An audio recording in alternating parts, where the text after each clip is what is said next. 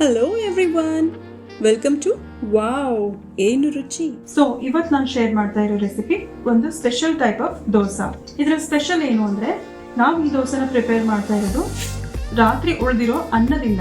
ನಮ್ಮ ಮನೇಲಿ ಅನ್ನ ತುಂಬಾ ಮಿಕ್ಕೋಗಿದೆ, ನಮಗೆ ತಿಂಡಿ ಪ್ರಿಪೇರ್ ಮಾಡೋದಕ್ಕೆ ಟೈಮ್ ಇಲ್ಲ, ಮತ್ತೆ ಅನ್ನ ಬೇಯಿಸ್ ಮಾಡೋದಕ್ಕೂ ಇಷ್ಟ ಇಲ್ಲ ಅಂದ್ರೆ ಇದೊಂದು ಐಡಿಯಲ್ ರೆಸಿಪಿ ಆಗುತ್ತೆ. ಇದನ್ನ ಡೆಫಿನೆಟ್ಲಿ ಟ್ರೈ ಮಾಡಿ. ಇದ್ರ ಟೇಸ್ಟ್ ಕೂಡ ಎಷ್ಟು ಚೆನ್ನಾಗಿದೆ ಅಂತ ನಾನು ಹೇಳೋಕ್ಕಿಂತ ನೀವೇ ಇದನ್ನ ಟ್ರೈ ಮಾಡಿ ನೋಡಿ, ನೀವೇ ಇದನ್ನ ಡೆಫಿನೆಟ್ಲಿ ಮೆಚ್ಕೊಳ್ತೀರಾ. ಹಾಗಿದ್ರೆ ನೋಡೋಣ ಬೇಗ ಇದನ್ನ ಹೇಗೆ ಮಾಡೋದು ಅಂತ. ಸೊ ಈ ದೋಸೆ ಮಾಡೋದಕ್ಕೆ ನಾನಿಲ್ಲಿ ಮೊದಲನೇದಾಗಿ ತಗೊಳ್ತಾ ಇರೋದು ರವಾ. ನಾನಿಲ್ಲಿ 3/4 ಕಪ್ನಷ್ಟು ಬಾಂಬೆ ರವಾ ತಗೊಂಡಿದ್ದೀನಿ. ಈ ರವಾನ ನಾವು ಮೊದಲು ಮಿಕ್ಸಿಗೆ ಹಾಕೊಂಡು ಇದನ್ನ ಫೈನ್ ಪೌಡರ್ ಮಾಡ್ಕೊಂಬೇಡ. ಒಂದ್ ವೇಳೆ ನಿಮ್ಮ ಹತ್ರ ಬಾಂಬೆ ರವಾ ಇಲ್ಲ, ದಪ್ಪನ್ ರವಾ ಇದೆ ಅಂದ್ರೆ ಪರವಾಗಿಲ್ಲ, ನಾವು ಹೇಗಿದ್ರು ಅದನ್ನ ಮಿಕ್ಸಿಗೆ ಹಾಕೊಳ್ಳೇಬೇಕು. ಯಾವ ರವಾ ಇದ್ರೂ ಸರಿ ತಗೊಳ್ಳಿ, ಅದನ್ನ ಮಿಕ್ಸಿಗೆ ಹಾಕೊಂಡು ಫೈನ್ ಪೌಡರ್ ಮಾಡ್ಕೊಂಬೇಡ. ಸೊ ಇಲ್ಲಿ ನೋಡಿ, ಇದನ್ನ ಮಿಕ್ಸಿಂಗ್ ಮಾಡ್ಕೊಂಡ್ಮೇಲೆ ಇದು ಎಷ್ಟು ನೈಸ್ ಆಗಿ ಹಿಟ್ಟಿನ ತರ ಆಗಿದೆ. ಇವಾಗ ನಾವು ಮುಂದೆ ಏನ್ ಮಾಡ್ಬೇಕು ಅಂದ್ರೆ, ಇದಕ್ಕೆ ನಾನು ಆಡ್ ಮಾಡ್ತಾ ಇರೋದು 1 ಕಪ್ ಮಿಕ್ಕೋಗಿರೋ ಅನ್ನನ ತಗೊಳ್ತಾ ಇದ್ದೀನಿ. ನಾವು ಯಾವ ಕಪ್ಪಿಂದ ರವಾ ಮೆಜರ್ ಮಾಡಿದ್ವೋ ಅದೇ ಕಪ್ಪಿಂದ 1 ಕಪ್ನಷ್ಟು ನಾನಿಲ್ಲಿ ಅನ್ನ ಹಾಕೊಳ್ತಾ ಇದ್ದೀನಿ. ಸೊ ನೆಕ್ಸ್ಟ್ ಇದಕ್ಕೆ ನಾನು ಹಾಕೊಳ್ತಾ ಇರೋದು 3/4 ಕಪ್ನಷ್ಟು ಮೊಸರು. ಸೊ ಈ ಮೂರನ್ನು ನಾವು ಒಂದ್ಸರ್ತಿ ನೈಸ್ ಆಗಿ ಪೇಸ್ಟ್ ಮಾಡ್ಕೊಂಬೇಡ.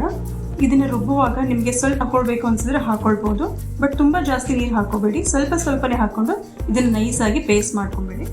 ಸೊ ಇದನ್ನ ರುಬ್ಬಿದ ಮೇಲೆ ಈ ತರ ಒಂದು ಹಿಟ್ಟು ರೆಡಿ ಆಗುತ್ತೆ. ನೋಡ್ತಾ ಇದ್ದೀರಲ್ಲ, ಇಷ್ಟು ನೈಸ್ ಆಗಿ ಇದನ್ನ ಪೇಸ್ಟ್ ಮಾಡ್ಕೊಳ್ಬೇಕು. ಸೊ ಇದ್ರ ಕನ್ಸಿಸ್ಟೆನ್ಸಿ ಕೂಡ ಇದೇ ತರ ಇರಬೇಕು. ಇದ್ರಲ್ಲಿ ನಾವು ರವಾ ಹಾಕೋದ್ರಿಂದಾನೇ ನಮ್ ದೋಸೆ ತುಂಬಾ ಕ್ರಿಸ್ಪಿ ಆಗುತ್ತೆ, ಮತ್ತೆ ಅನ್ನ ಹಾಕೋದ್ರಿಂದ ಸಾಫ್ಟ್ ಕೂಡ ಇರುತ್ತೆ, ಹಾಗೆ ಟೇಸ್ಟಿ ಕೂಡ ಆಗುತ್ತೆ. ಮೆಕ್ಕೋಗಿರೋ ಅನ್ನದಿಂದ ತುಂಬಾ ಟೇಸ್ಟಿ ಆಗಿರೋ ರೆಸಿಪಿ ರೆಡಿ ಆಗುತ್ತೆ ಇಲ್ಲಿ.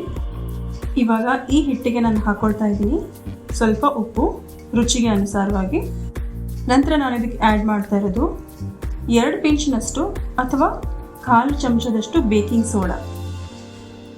ಇವೆರಡನ್ನು ಹಾಕಿ ಚೆನ್ನಾಗಿ ಇದನ್ನ ವಿಸ್ಕ್ ಮಾಡ್ಕೊಂಬೇಡ. ಬೇಕಿಂಗ್ ಸೋಡಾ ಇದರಲ್ಲಿ ಆ್ಯಡ್ ಮಾಡೋದ್ರಿಂದನೂ ದೋಸೆ ಕ್ರಿಸ್ಪಿ ಆಗುತ್ತೆ, ಮತ್ತೆ ದೋಸೆಗೆ ಒಳ್ಳೆ ಟೆಕ್ಸ್ಚರ್ ಬರುತ್ತೆ, ಹಾಗೆ ಚೆನ್ನಾಗಿ ದೋಸೆಯಲ್ಲಿ ಹೋಲ್ಸ್ ಕೂಡ ಆಗುತ್ತೆ. ಇವಾಗ ನಮ್ಮ ದೋಸೆ ಹಿಟ್ಟು ಪೂರ್ತಿಯಾಗಿ ರೆಡಿ ಆಗಿದೆ. ಸೊ ಈಚೆ ಕಡೆ ನಾನಿಲ್ಲಿ ಒಂದು ನಾನ್ ಸ್ಟಿಕ್ ಫ್ರೈ ಪ್ಯಾನ್ನ ಬಿಸಿ ಮಾಡೋಕೆ ಇಟ್ಟಿದ್ದೀನಿ.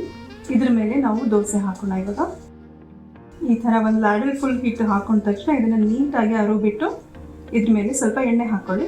ನಾನು ನಿಮ್ಗೆ ಸಜೆಸ್ಟ್ ಮಾಡೋದು ಏನಂದ್ರೆ, ಈ ದೋಸೆ ಮಾಡೋದಕ್ಕೆ ನೀವು ನಾನ್ ಸ್ಟಿಕ್ ಫ್ರೈ ಪ್ಯಾನ್ ತೊಗೊಂಡ್ರೆ ಚೆನ್ನಾಗಿರುತ್ತೆ.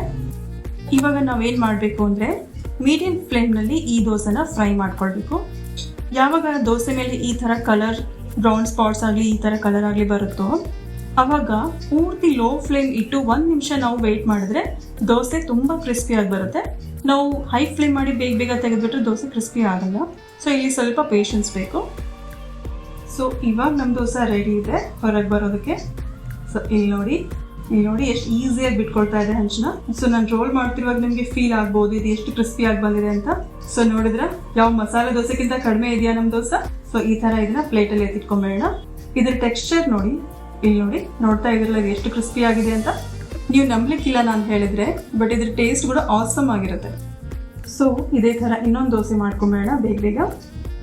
ದೋಸೆ ಹಿಟ್ಟು ಸ್ಪ್ರೆಡ್ ಮಾಡಬೇಕಾದ್ರೆ ನಿಮ್ಗೆ ಅದು ಸ್ವಲ್ಪ ದಪ್ಪ ಅನ್ಸಿದ್ರೆ ಪರವಾಗಿಲ್ಲ, ಆಮೇಲೆ ಅದು ಫ್ರೈ ಆದ್ಮೇಲೆ ನೀಟಾಗಿ ತೆಳ್ಳಗಾಗೋಗ್ಬಿಡುತ್ತೆ. ಸೊ ಇವಾಗ ನಾವು ಇನ್ಸ್ಟೆಂಟ್ ದೋಸೆನ ಮಾಡಿದ್ವಿ, ಆದ್ರೆ ನಮಗೆ ಚಟ್ನಿ ಅಥವಾ ಸಾಂಬಾರ್ ಮತ್ತೆ ಪಲ್ಯ ಮಾಡೋದಕ್ಕೂ ಟೈಮ್ ಇಲ್ಲ ಅಂದ್ರೆ ಅವಾಗ ಏನ್ ಮಾಡೋದು.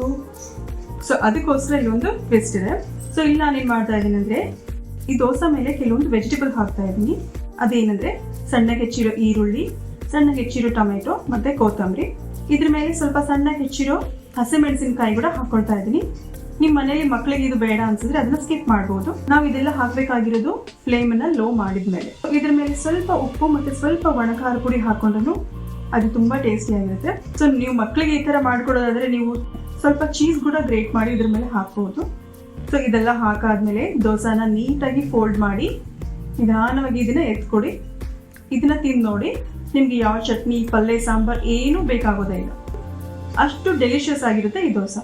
ಸೊ ಇಷ್ಟು ಇನ್ಸ್ಟೆಂಟ್ ಆಗಿ ಇಷ್ಟು ಯಮ್ಮಿ ಆದ ದೋಸೆ ಮಾಡ್ಕೊಳ್ಳೋ ರೆಸಿಪಿ ನಿಮಗೆ ತುಂಬಾ ಇಷ್ಟ ಆಗಿದೆ ಅನ್ಕೊಂಡಿದ್ದೀನಿ. ಹಾಗಿದ್ರೆ ನಮ್ಮ ವಿಡಿಯೋನ ಲೈಕ್ ಮಾಡಿ, ಶೇರ್ ಮಾಡಿ ನಿಮ್ಮ ಫ್ರೆಂಡ್ಸ್ಗಳಿಗೆ ನಮ್ಮ ವಿಡಿಯೋನ, ಮತ್ತೆ ಹಾಗೆ ನಮ್ಮ ಚಾನೆಲ್ನ ಸಬ್ಸ್ಕ್ರೈಬ್ ಮಾಡ್ಕೊಂಬಿಡಿ. ಟೇಸ್ಟಿ ಫುಡ್ ತಿನ್ನಿ, ಆರೋಗ್ಯವಾಗಿರಿ, ಮತ್ತೆ ಲೈಫ್ನ ಎಂಜಾಯ್ ಮಾಡಿ. Thank you.